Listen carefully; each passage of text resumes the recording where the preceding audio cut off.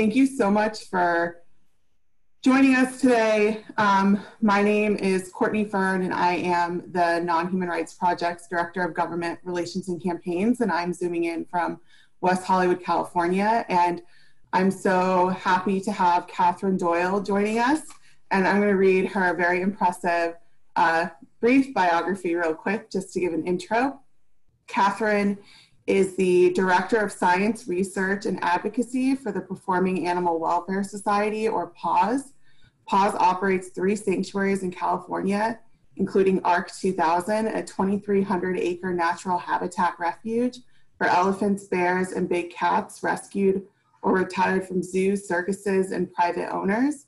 Catherine has nearly 20 years of experience working on behalf of captive elephants with extensive knowledge of their health, welfare, and management, and expertise in captive conditions. She leads research efforts at PAWS, including a long-term study of the sanctuary's African elephants. She also works on public policy to protect elephants and other captive wildlife. Catherine played an integral role in passing statewide bans on the use of elephant bullhooks in California and Rhode Island, and citywide bans across the US. Catherine has her Master's of Science degree in Anthrozoology. She writes about elephants and the ethics of captivity and captive wildlife sanctuaries, serves on the steering committee for the Big Cat Sanctuary Alliance and advisory board for the Whale Sanctuary Project, and organizes PAWS biennial International Captive Wildlife Conference. That is so impressive. And I should know, I met Catherine about 5 years ago when we were both working on the second attempt to pass a statewide bullhook ban in the state of California. And she does amazing work and is an amazing advocate. And Catherine, I don't know if you want to just briefly talk about your work at PAWS and how you got involved in advocating for non-human animals. Okay. Well, actually, for elephants, it started for me back in about 2003. Well, I was already, I've been involved in animal work since high school. I mean, I did my first petition, back then. But in 2003, I became the plaintiff in a lawsuit regarding an elephant at the Los Angeles Zoo named Ruby, who was going to be separated from her companion of 17 years and sent to the Knoxville Zoo in Tennessee. And it was a really novel lawsuit, for its time. And the zoo ended up actually kind of, we had filed for a temporary restraining order, and before the judge could rule on that, the zoo over Memorial Day weekend, they snuck her out, basically. Overnight, they shipped her out to Tennessee. So the lawsuit continued. We're actually able to, the zoo had always said if Ruby, it didn't get along with other elephants, or if it didn't work out in Tennessee, they would, bring her back. Well, we kept, pressing and pressing and pressing, both through the lawsuit and through campaigns and, and working with city council members. And eventually, the mayor determined that Ruby should come back to Los Angeles. We knew if we can get her back to LA that we could then get her up to PAWS, and we did, where she lived for several years before she passed away. So that was my introduction really to working with elephants in captivity. Great. And I know we have a couple or a lot of photos that you sent us of the elephants at PAWS. And I was wondering if you could tell us, one, how many elephants reside at your sanctuary, and a little bit about what their life is like at your sanctuary. And Mickey, I don't know if you want to play the gorgeous photos that we have from PAWS. I'll point out some of our, okay. Yeah, let's start from the top.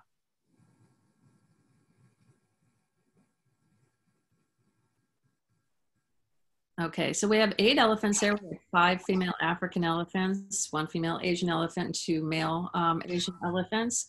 And who you're seeing right down there, oh, it's hard to see in this picture. Probably, no, that's not, I think that's Mara and Maggie down. And that's actually, we call that's in the African elephant habitat. We have all of PAWS is about 2,300 acres. And for African elephants, it's about 80 acres of space. And as you can see, I mean, it's rolling hills filled with trees, grass. There's another, that's a shot from our, we call it the perch or the overlook. And you can see those are our elephant barns in the foreground. You have the African elephant barn behind that, the Asian elephant barn in the distance, the barns for the male Asian elephants. And you can see Prince over in the background there in his habitat. Let's see, I'll just kind of name the elephants as we go. Okay, so we have Toka on the left, who came from the Toronto Zoo, and that's Maggie in the middle from the Alaska Zoo, and Lulu on the right, who came from the San Francisco Zoo. And Maggie was kind of an interesting story. She was the only elephant in Alaska before being brought to PAWS. And where actually, well, I think a lot of people think that just because elephants, you know, they are highly social animals, and but they would naturally only live with their families. They would live with related elephants, and you know, and of course, elephants live in matriarchal groups. So when you're bringing elephants together, it doesn't necessarily mean everyone's going to get along, because they're not related elephants. This is not normal for elephants to be living like this, but fortunately we have, well, Maggie, okay, it's Toka with the long tusks. Maggie is in the middle, and Lulu's on the right. And Maggie and Lou are very, very bonded. They're together all the time. Toka is actually, I don't know how long she's been together with them now, but Toka, the three of them just got along great. I mean, integrating Toka in with Maggie and Lou was not a problem at all. I was there for that. And yeah, the three of them are a really solid group there. So.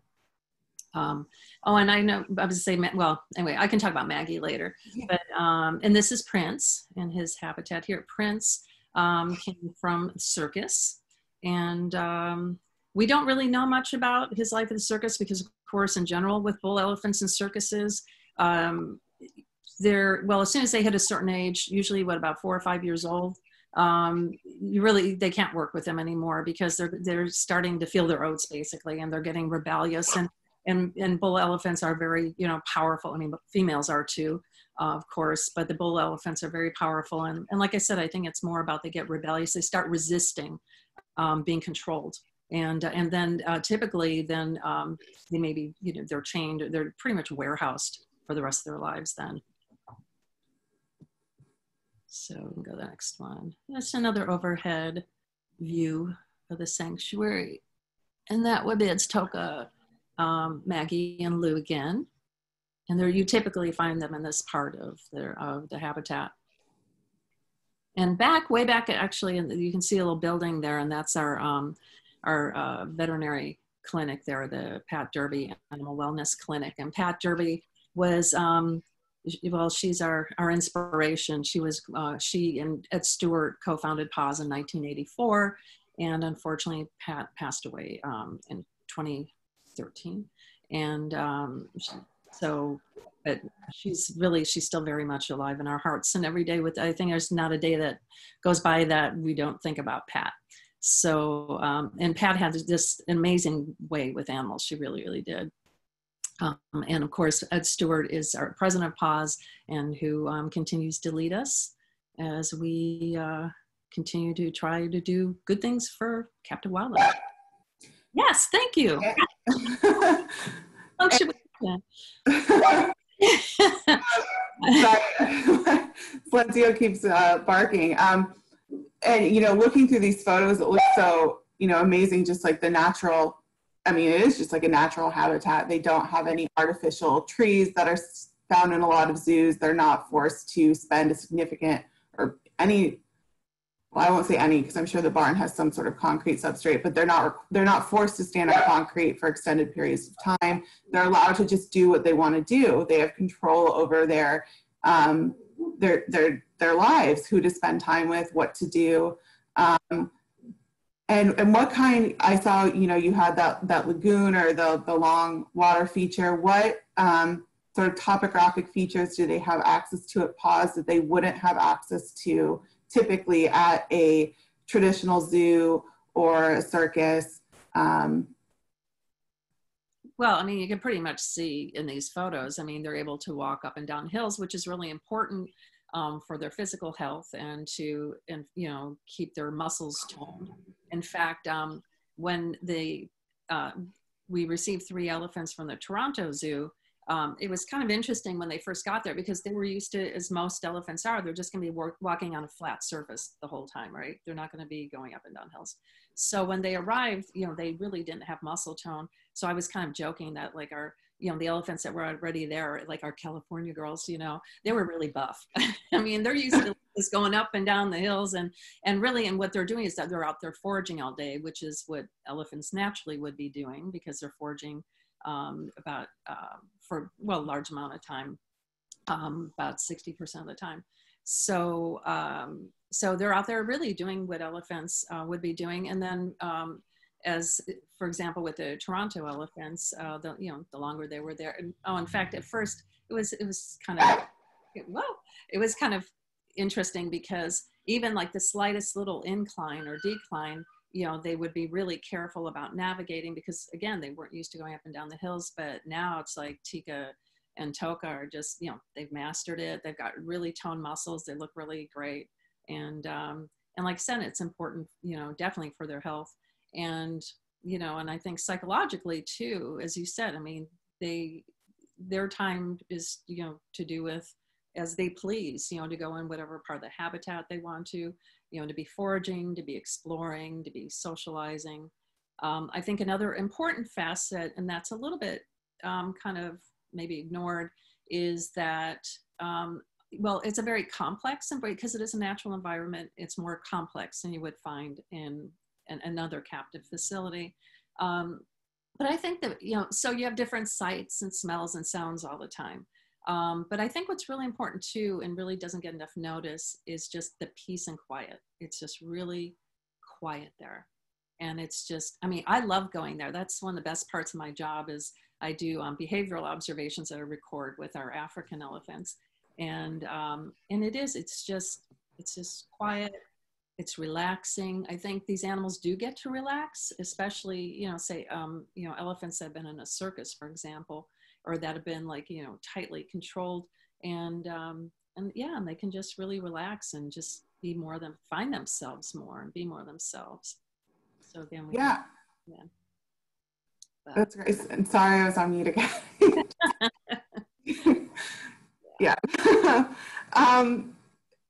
So you just went over what sort of the differences between a sanctuary and a, you know, a circus or a zoo, just the freedoms that they have and the access that they have to, you know, natural features, and they're able to engage, like their social interactions are more normal, and they're allowed to you know, sort of do what they want and engage in their natural behaviors. You talked a little bit about Maggie, who came from the Anchorage Zoo in Alaska, where she was alone for, I believe, over 20 years.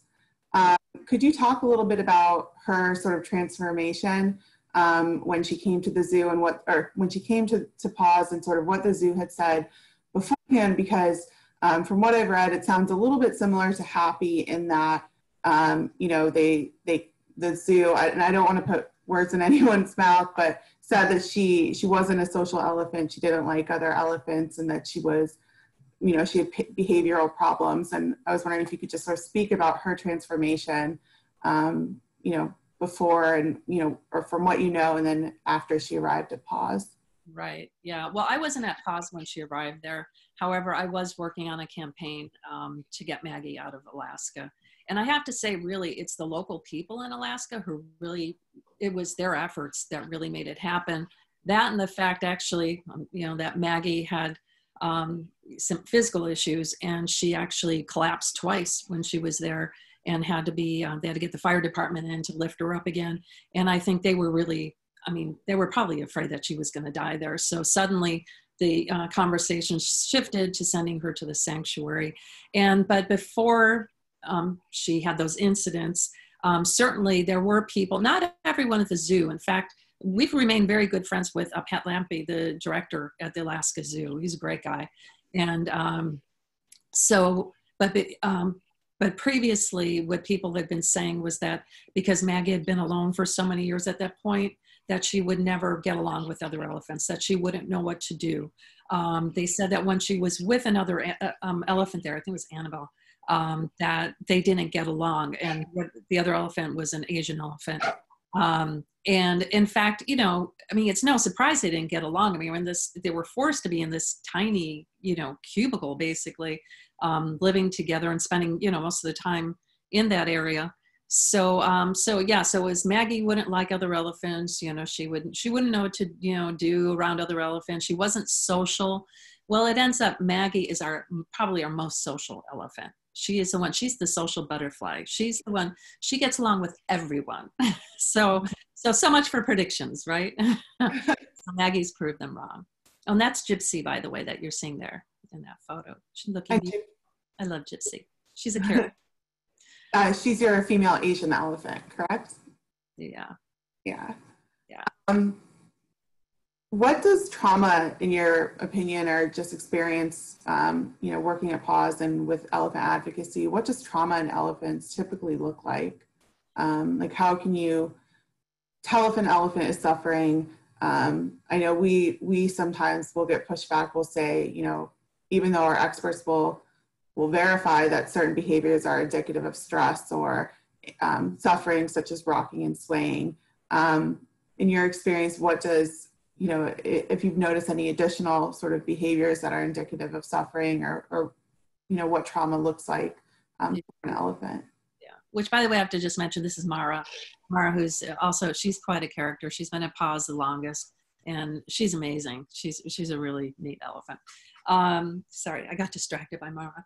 I think for elephants, it would be like people. I think there's going to be a whole range of reactions to trauma. And I think it can range anywhere from maybe hyperaggression to capitulation, total capitulation. And also, you know, depending kind of on what's happened to them. But I think the best example I can give you is to talk about Lulu, our African elephant from the San Francisco Zoo. And she lived at the San Francisco Zoo with an elephant who dominated her. So this wasn't even, I mean, of course they were, you know, using bullhooks at the time, and that's, you know, that I can talk about separately, but she was dominated by another elephant there. And this elephant, and by domination, I mean, she was, reportedly the elephant would sit on her, that she cornered her.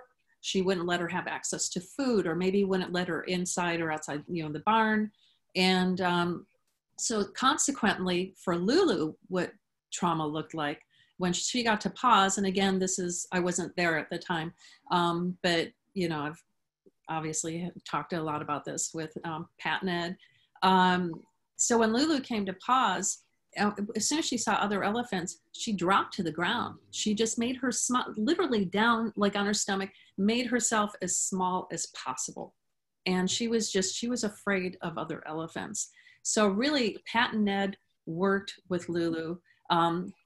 Pat stayed in the barn with her, of course, not together with her, you know, we're never together. We're never sharing the same space with the elephants at PAWS. We're always, you know, there's always a barrier in between.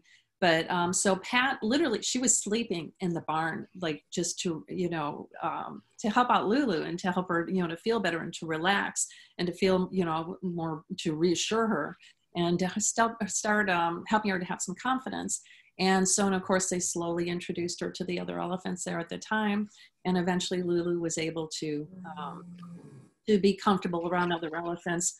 Though I understand it was when my elephant Ruby, when she got there, was when, for whatever reason, is when Lulu really blossomed.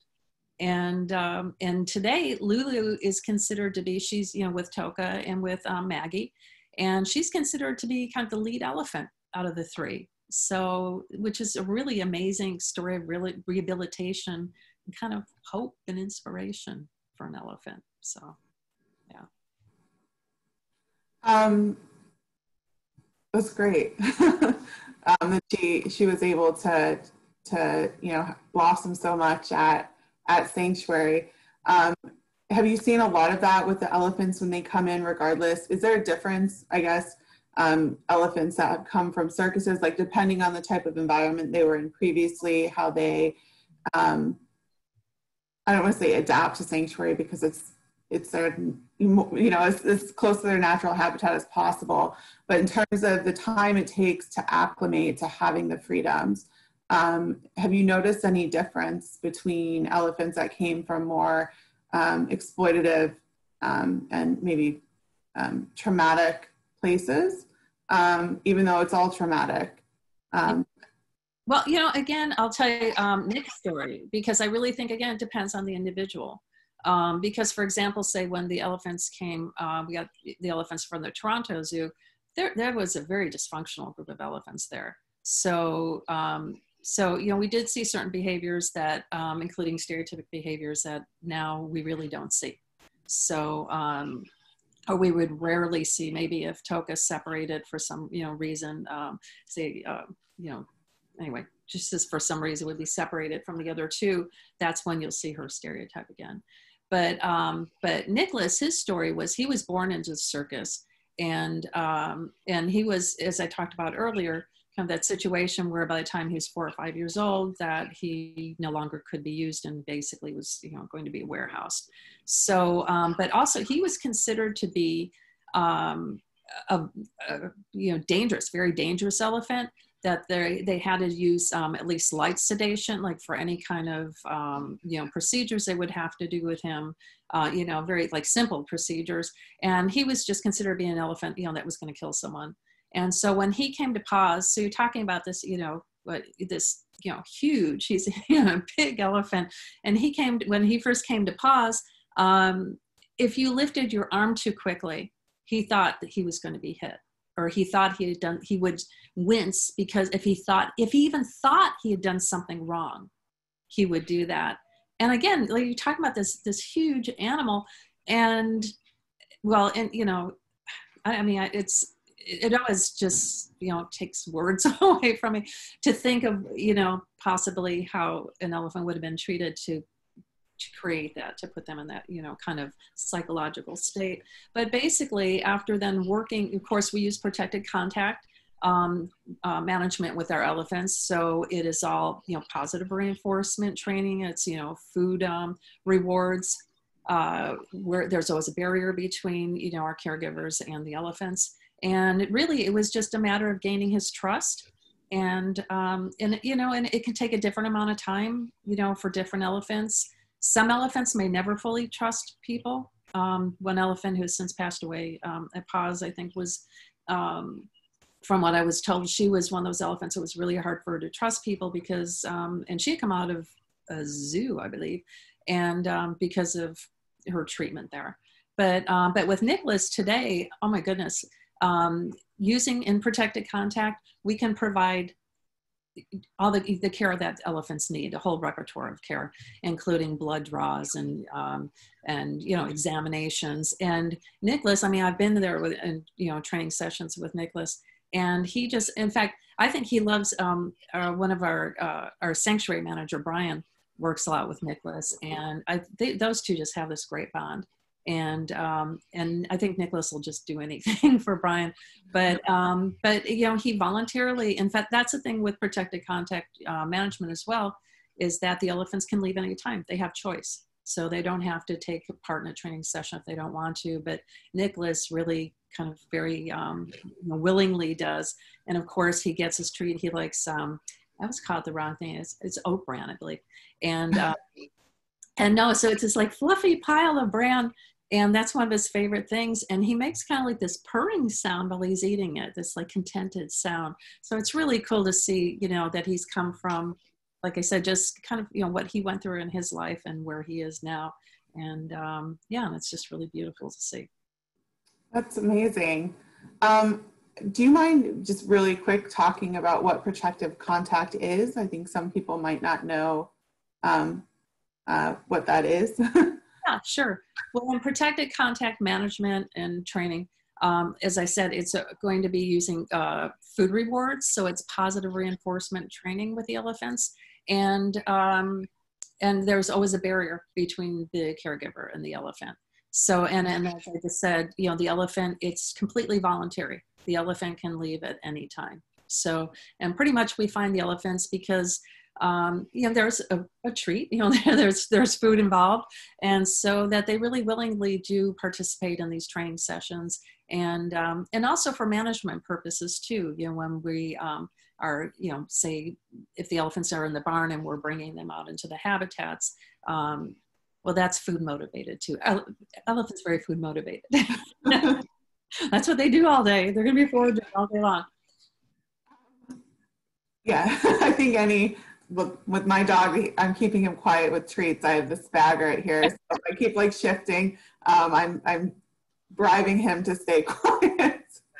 I was curious if you could talk a little bit, maybe in part, a lot of, or the elephants that we currently are advocating on behalf of Minnie, who's held captive at the Comerford Zoo in Connecticut, and Happy, who's at the Bronx Zoo in the Bronx, New York City. Their owners or people who are supporting them remaining where they are will make claims about why they should not be sent to sanctuary. For example, they enjoy working and, they get joy from giving rides to people, or they're safe and happy in a zoo exhibit. They would, where else would they go? Or that it would be cruel to remove them from the people that they know and have been bonded with. What do you say to that? Well, that's kind of a range of things. Yeah, I mean, oh, sorry. I'm going to say, well, we do hear all the time, of course, that, well, it's the argument that the elephant's not going to get along or doesn't know what to do, which, believe me, the elephants, especially I'll say the wild-born elephants, definitely, they know what to do, even like socially and just every other way. But as far as it saying, I mean, it's really difficult, I think, with, the people who say, well, they're closely bonded and the elephant's their family and that. And to me, I mean, I'm sure, there is some sort of bond there. It's just a dysfunctional one. It's 11:30. See, I told you it was going to happen. So like I said, it's a dysfunctional bond, and it's really, not giving the elephant a chance. I mean, I assume you're talking about places where maybe it's one elephant and, that's with humans. Yes. And, taking care of them. And yeah, I mean, it's really just, I don't know if there's, I don't want to be, well, I don't know.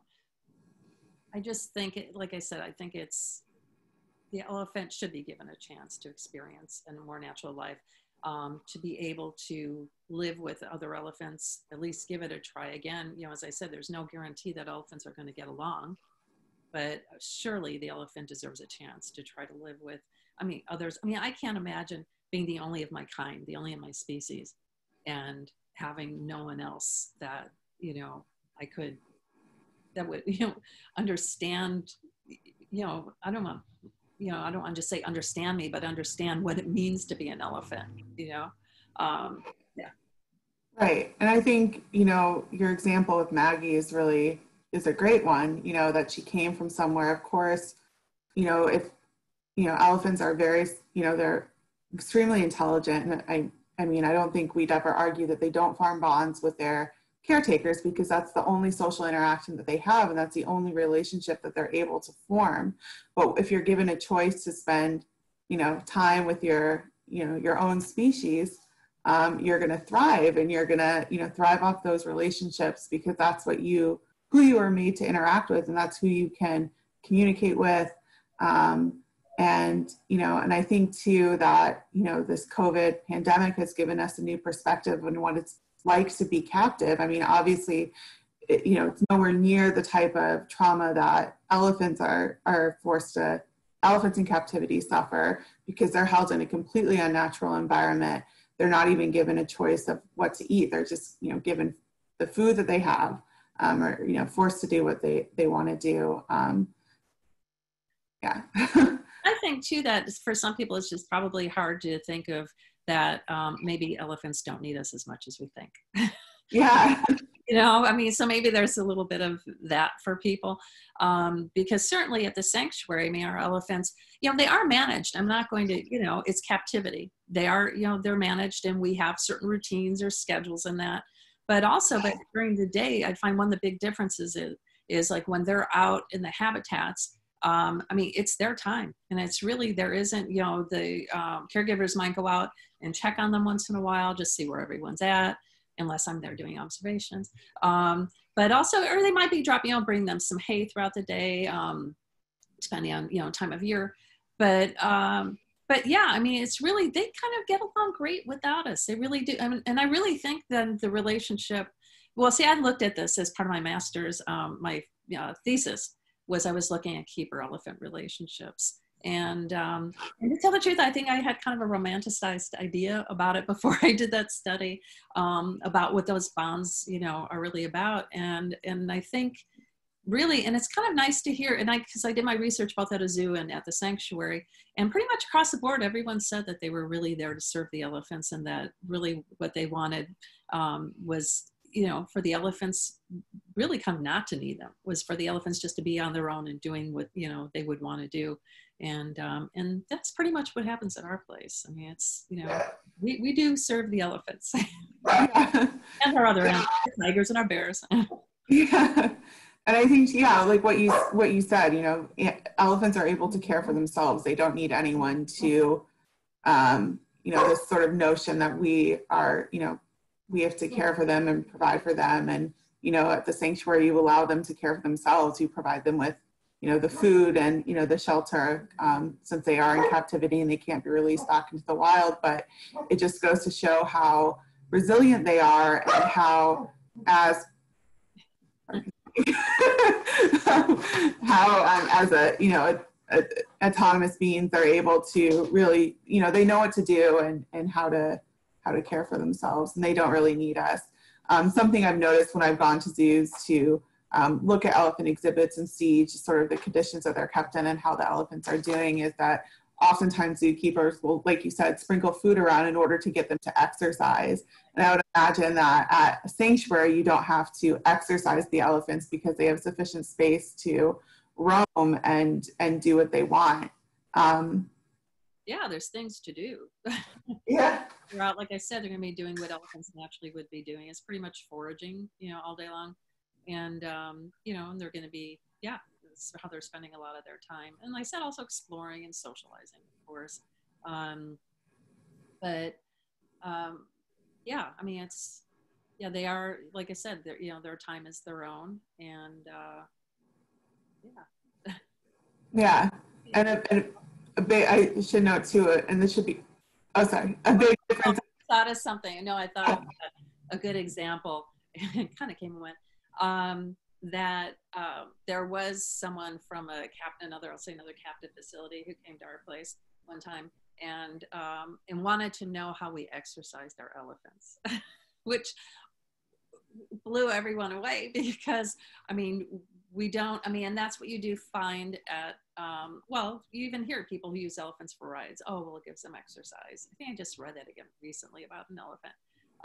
Or even, you know, in captive facilities and in zoos, you know, they're going to be, what I just read a story about elephant yoga, you know, for a couple of elephants. And basically, yeah, to exercise the elephants, which then to me just shows that there's, you know, something missing there. Or there's, you know, or elephants, you know, if they're not able to be active enough and have the space to move, and the complexity of the space. And complexity of space isn't just spreading food around. I mean, it's just, and again, that's kind of one of the pluses at the sanctuary, is that it's the animals really are living in nature. And so, you know, really we have the luxury of the kind of, you know, natural complexity and these ever-changing, you know, changing by the seasons, changing, you know, I mean, well, that's one thing I'll be looking at my study, is even changes in behavior, you know, with the seasons. But yeah, sight, sound, smells. I mean, it's always going to be changing. So. And I think too, at a sanctuary, they don't have a constant, I mean, this is more for elephants coming from traditional zoos versus maybe traveling circuses or traditional circuses. You know, they don't have that people staring at them 24/7 and encroaching on their habitat, or not their habitat, but just, you know, where they live. Do you notice any elephant, like their changes with how they react to people when they come to sanctuary, or just yeah, it really depends on the elephant. Yeah. Yeah. So, like when I was first doing observations, Maggie would tend to rumble at me, and for me, I always try to, well, I don't want the elephants reacting to me, so so it's kind of sad. I never feed them. I don't really talk to them because I don't want them, you know, coming toward me or, like I said, responding. I just want to be, you know, recording, you know, what they're doing and how they're naturally behaving. But no, sometimes, Well, the African elephants tend to be a little more reactive. So say if the hay truck comes through and it's a big rumbly truck, yeah, you're going to see some reaction there.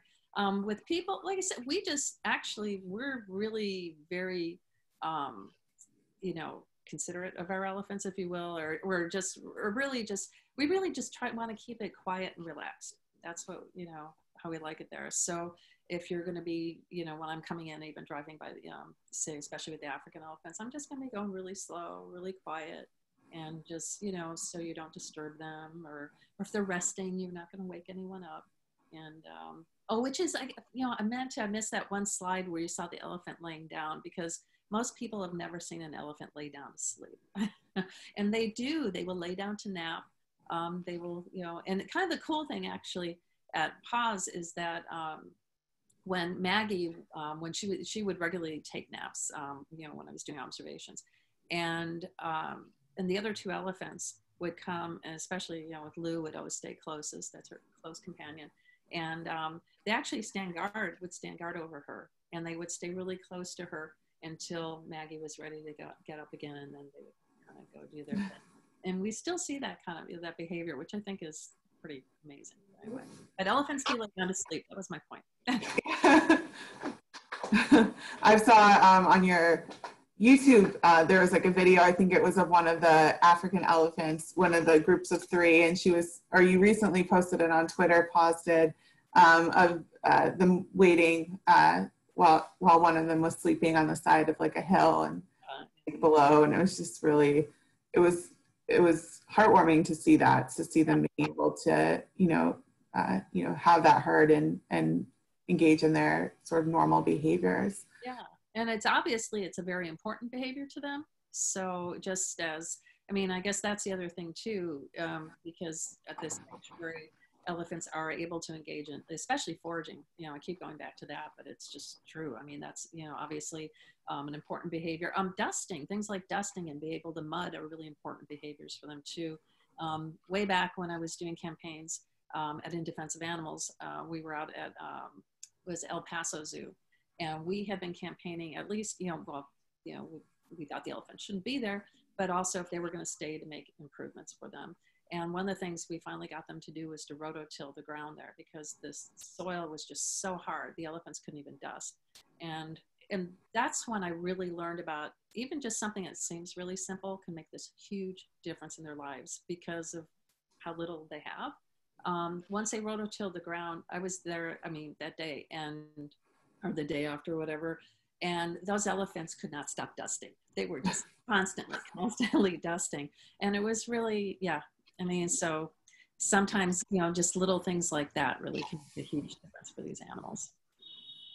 That's great. So I wanted to talk a little bit about the pathway for elephants from captivity to sanctuary. And what we're doing at the Non-Human Rights Project is obviously our foundational form of advocacy is our litigation, seeking to have the elephants' right to liberty recognized by courts, and then seeking to have the courts order them removed to an elephant sanctuary. So either PAWS or the elephant sanctuary in Tennessee for those based in the United States.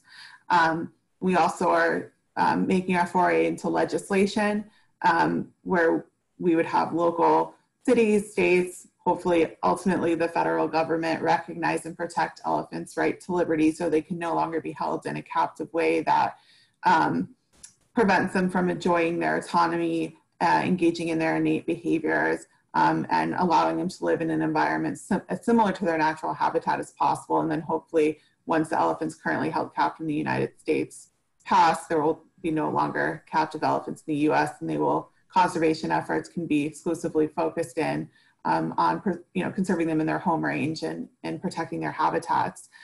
We also couple that with our grassroots advocacy and educational components, mobilizing people to take action, to contact those holding the elephants captive, urging them to release the elephants to sanctuary, or talking to people in power or oversight agencies like the USDA to ensure that the elephants are,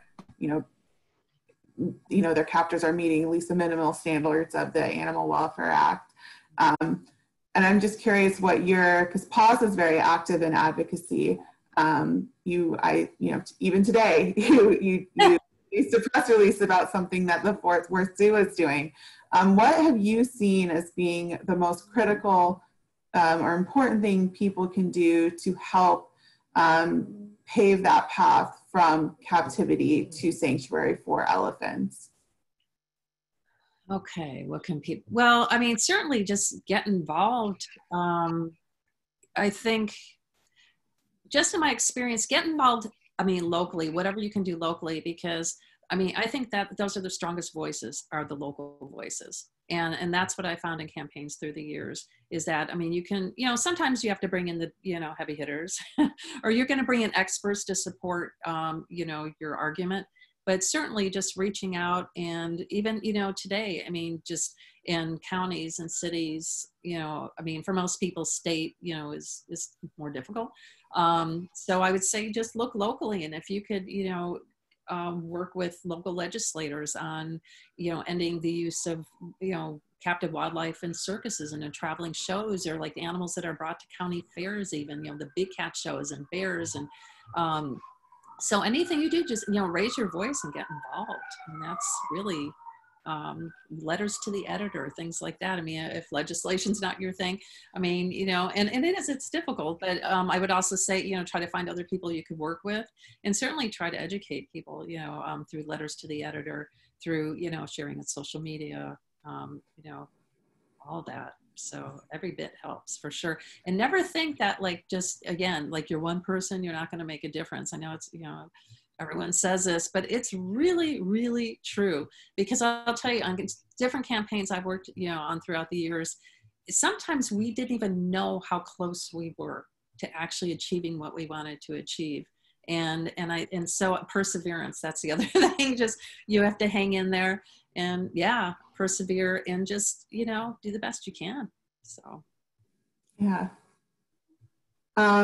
Nikki, I don't know if we have any questions. I want to open it up, since we have about 15 minutes left, to questions from those viewing. Okay, I just opened up the chat. So anyone who has a question, please feel free to type in the chat box. I just want to say too, Courtney, that I'm really glad that you brought up, that the idea is that someday, certainly at PAWS, we want to be out of business. We don't want to, we want to see, that elephants are no longer held captive, big cats are no longer held captive. And because, part of the thing that I always kind of get concerned with, and something I've looked at and, I've written about and looked at research-wise, is that, sanctuaries are very important, but we don't want to normalize captivity too. I mean, because believe me, a sanctuary is, I think it is the best that we can do in captivity for elephants. However, we really have to be careful not to normalize it, because, then if it just becomes a way to feel better about seeing elephants, that's not the point. The point is that we want to, I mean, in fact, when I started working at PAWS, and I've been doing elephant work for quite a while, but really, it really sunk in there that even even everything that we can give them at PAWS is still not enough for these animals. It's never going to be enough for them. And it really just highlights the importance of protecting habitat and protecting these elephants where they live. Right. Yeah. Okay, we have a couple questions coming through. So let me see. So Cher asks, do elephants have access to food 24/7? Yes. Simple answer, yes. Okay, great. That's wonderful. So Deborah asks, why do elephants dust, and how often do healthy animals do that? How often do they do it? Well, first of all, they dust because it's protective for their skin, and it's going to protect their skin against the elements, against the sun, against insects, because of course, even though elephants have very thick skin, it's actually sensitive. It is more sensitive in some places than others. But there's a reason that those tails are always moving, and they're dusting, and that's, like I said, to keep, well, it's both for protection, elements and insects. But and they dust whenever they want. In fact, it's kind of interesting when if they're together and someone's resting, or they all kind of decide to rest, but maybe someone's resting a little bit longer, because they'll do standing rests too. And so maybe someone's resting a little bit longer, and then the other two will just kind of start dusting. I don't know, it's just very kind of laid back and relaxed. And obviously, like I said, it's a behavior that's very important to them. Yeah, right. Okay, so MJ asks, is PAWS trying to get a companion for Gypsy? Well, let's put it this way. We never ever kind of solicit or, try to get elephants for the sanctuary. So, I mean, that's just something really typically just sanctuaries do not do. Mm-hmm. I think if, and especially right now, quite honestly, I mean, elephants are not really coming into sanctuaries right now. So, but if there was a situation where it seemed, well, I don't want to speak for my boss or anything, but it certainly seems maybe if there was a situation that worked, then maybe it could work. And I should say we're trying to make either Happy or Minnie a companion.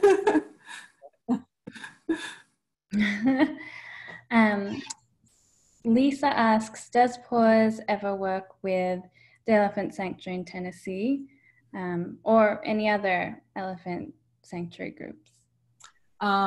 Well, certainly, I'm not sure. Well, yeah, I've worked with the Elephant Sanctuary in Tennessee on actually some advocacy things a little while back.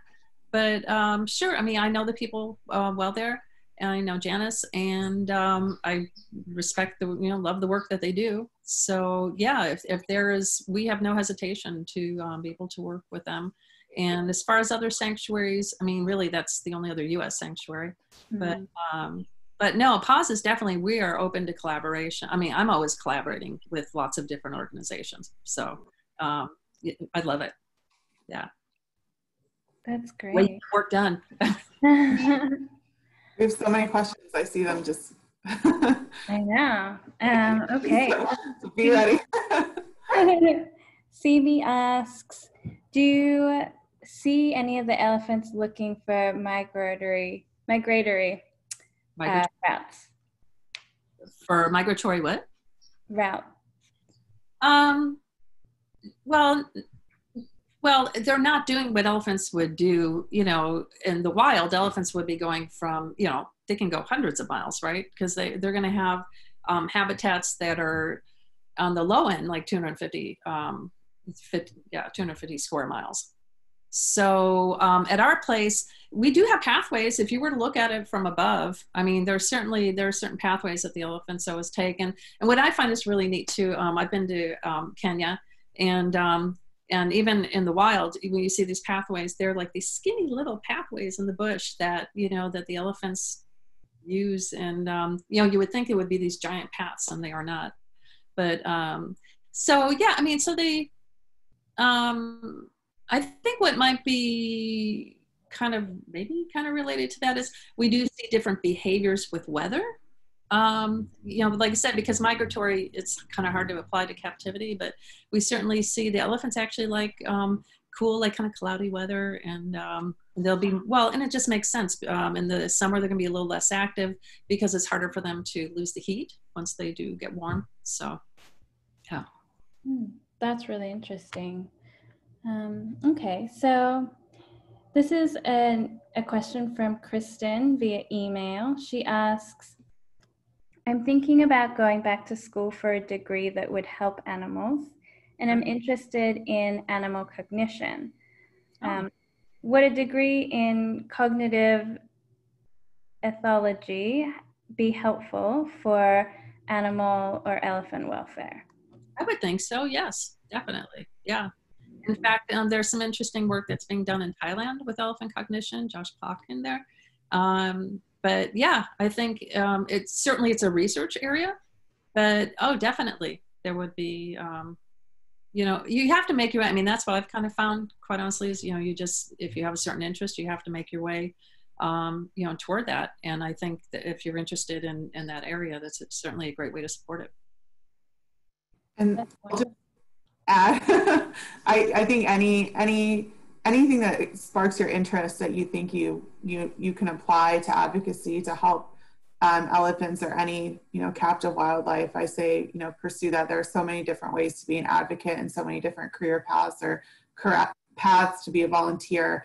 You don't have to take just one path. I say follow your passion and then see how you can apply that to advocacy, because there's no traditional route to, advocacy and helping elephants. I'm sure, if you look at everyone that works at PAWS or NhRP or, any protection organization or advocates, there's, such a diverse backgrounds between everyone. Everyone plays an important role, and I say follow your strengths and your passions, and you can apply that to advocacy, because there's no limitation to to what it takes to be a strong advocate for elephants.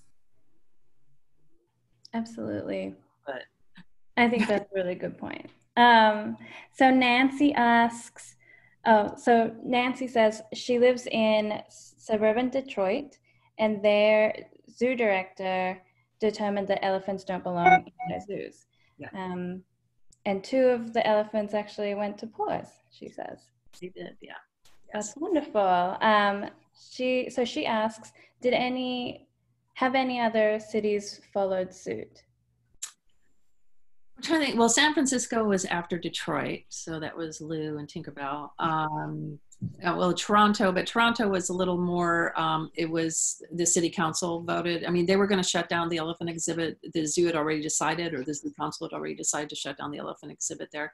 And city council ended up deciding to send the elephants to PAWS. But I think these days, like I said, you're not seeing, well, because basically elephants are not thriving in captivity. And even in zoos, their populations of Asian and African elephants are just not sustainable. So I really don't, which means those facilities are really going to just hold on to those elephants. They're not going to be sending them to sanctuaries, or they're going to be hard pressed to do it. So unfortunately. Right.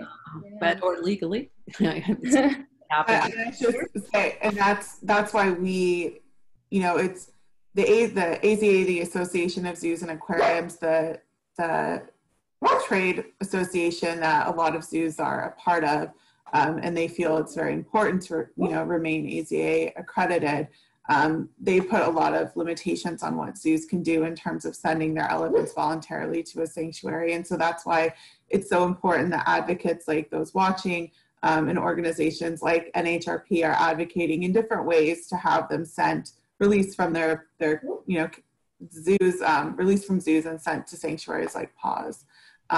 Because I do agree with Catherine, it's very unlikely that a zoo is going to voluntarily send their elephants to a sanctuary. But that's why also it's so important that, I'm going to mute myself for a moment. So important that local residents contact their city council or their zoo, and let them know that they would like to have the elephants, them to send their elephants to sanctuary and close their elephant exhibit for good.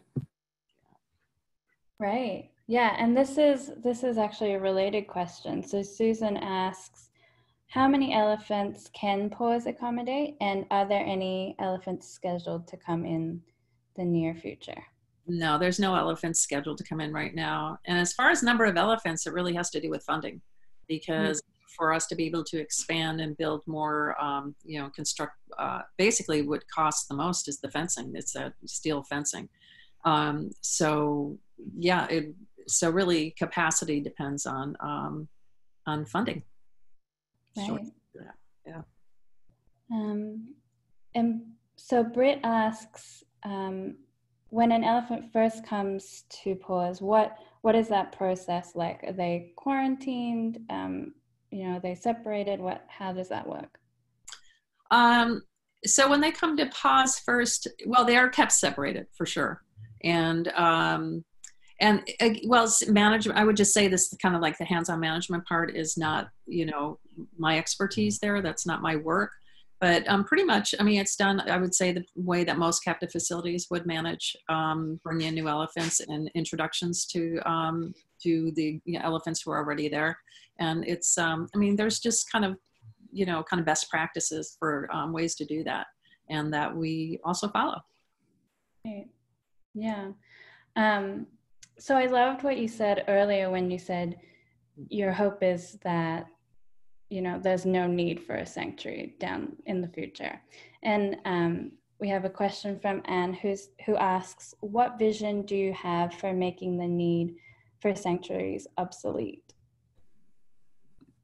What vision, or like how we would make it? I guess like what the path, what you envision the path would be like. It's through advocacy, and that's why PAWS from the beginning has always been engaged in advocacy. In fact, PAWS was one of the early organizations involved in investigating circuses and getting videos of, you know, what was happening with the elephants there. So so certainly it's going to be, you know, it's always multiple, so it's not just one thing. So it's going to be legal, it's going to be, you know, it's going to be through law, it's going to, you know, laws, you know, legal cases, it's going to be through advocacy. Actually, it's going to be through education. And it's really educating, you know, people about, you know, who elephants are, what they need, and mostly what we need to do to protect them where they live. We need to protect their habitats. We need to engage local communities, you know, to support and protect their elephants as well. There's just so many facets to it.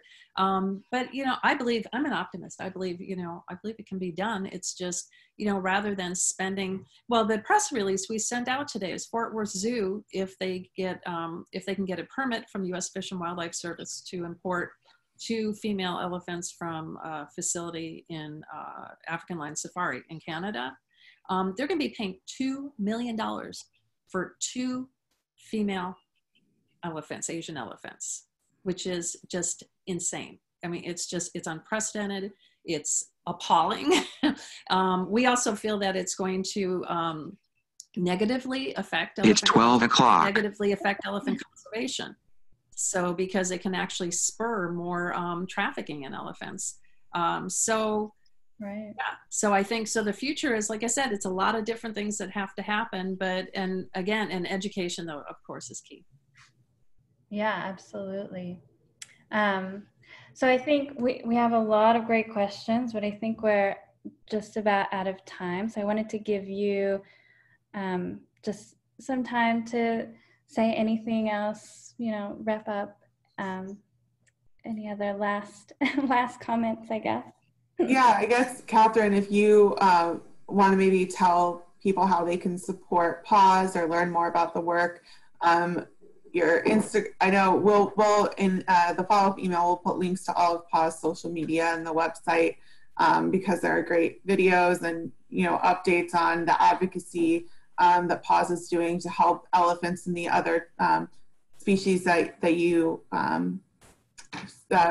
that reside at PAWS, like bears and big cats. But if there's any sort of closing takes you would like people to know about PAWS, or you know, why elephants should be, you know, current captive elephants should be sent to sanctuary. Any sort of closing thought? Yeah, I mean, I guess I would just say, you know, in closing, you know, yeah, if you want to learn more about PAWS, definitely go to our website, www.pawsweb.org. And get involved. I think that's what I would want to tell people. I mean, if, you know, I mean, believe me, I know that elephants are very alluring. I mean, people who love elephants really love elephants. And it's really about doing, and I think sometimes people are torn about because they want to be able to see elephants, and again, that kind of goes back to that, you know, how my concern is that we normalize captivity. We don't want to do that. So I really think it's about looking at what's, you know, in the best interest of elephants. And you have to look at individual best interests as well as just the broader, you know, elephants in captivity. You definitely have to look at each case individually. But in general, like I said, just I would just say, you know, get involved, sign up for our newsletter. We don't send out a lot of emails to people. We try to keep it way down.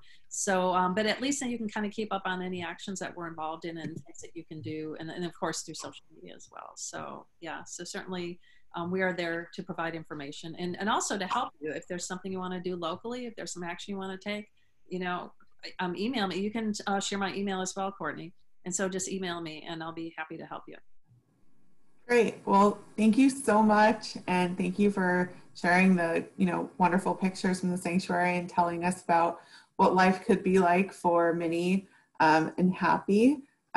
if we're able to free them from their current captive situations, and just the great work that PAWS is doing for elephants in general. So thank you so much for joining us. And I apologize to everyone for my dog's constant interruption. I guess he'll say, this is the man. Yeah, he finally makes an appearance. But thank you so much for joining us. If we didn't get to your questions, please send us an email. My email is cfern, so C and then my last name, at nonhumanrights.org, or you can email Mickey, and I can answer any questions. I will send them on to Catherine, questions you have for her. But thank you so much for joining us. Thank you, everyone. It's a pleasure to be here.